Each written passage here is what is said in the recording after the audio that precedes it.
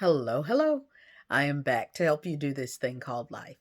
We've been talking about Jesus, his emotions, his temptations, his responses to people and situations, just looking at how he handled things because he won every time. And we want to start winning. So we're examining him. And we have been in John 13 for quite a while, and we're going to jump back to it. But um, today there's a scripture that's right in line. The Gospels convey things differently. And so there's a point that I want us to look at that is in Matthew 26, and it's verses 31 and 32.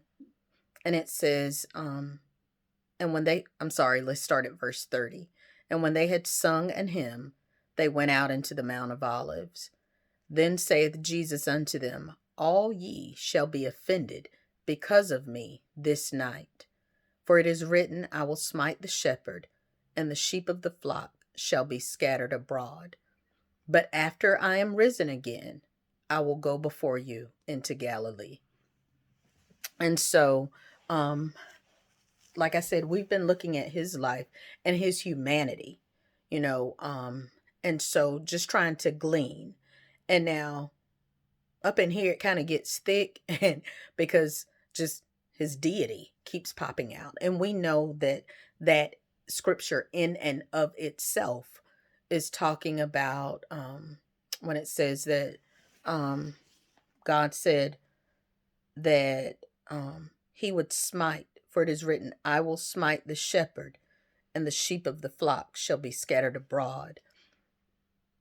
But after I am risen again, I will go before you into Galilee. So, like I said, of course, we know that that's talking about Jesus. However, I find some parallels there. Um, y'all, so many times we know nothing happens to us except God allows it. Um, we looked at even the scripture that talks about rejection.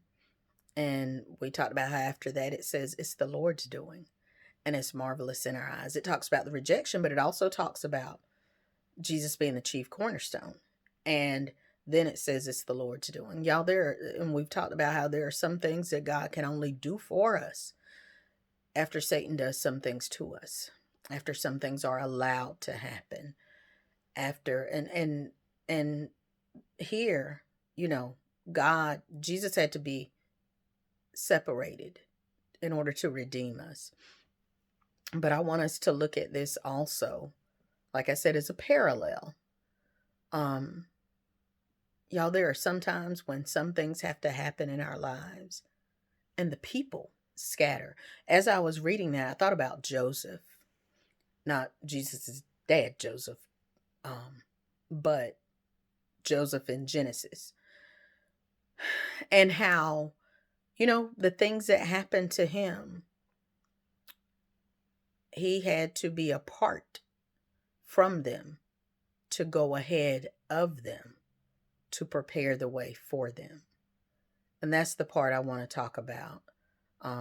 Sometimes separation happens and it feels so devilish.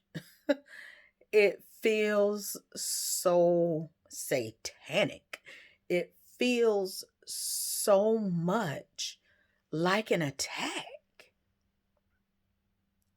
but it's for a greater good. It's for a greater good. And so I want to encourage you that there may come a time in your life when the people that you've been connected to at the hip, y'all been conjoined. You've been right there, and they've been through every season, every major season with you. And there may come a time when they're not with you like that. There may come a time when they scatter. There may come a time when the direction that God has you headed in, that they can't go through that part of your journey with you. Sometimes God will pull you away from the rest to go ahead and handle some things, get some things in order, learn some things, experience some things. But He pulls you apart to take you further and then allow some people to journey to meet you. It's not always, not in every situation, but so many times in the lives of the chosen, there's a separation so that He can do something special in you and then allow you to let the people meet you so that you can then usher them into another place. But you got to hear God, because everybody can't come. Everybody cannot come. And sometimes it may be a lonely season or a difficult season, especially if you don't know what God is doing. But read the scriptures, study the word, hear the Lord, and then just know that whatever He has for you is greater than you can ever imagine. Just hold on, just endure. Stand, and stay connected to God, because what He has for you is absolutely amazing. And it's not just for you, it's for those who are truly connected to you.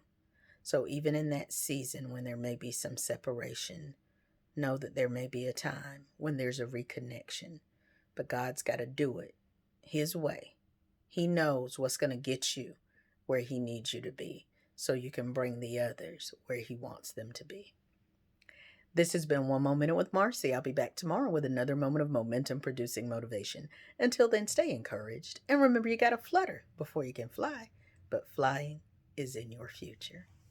Love y'all.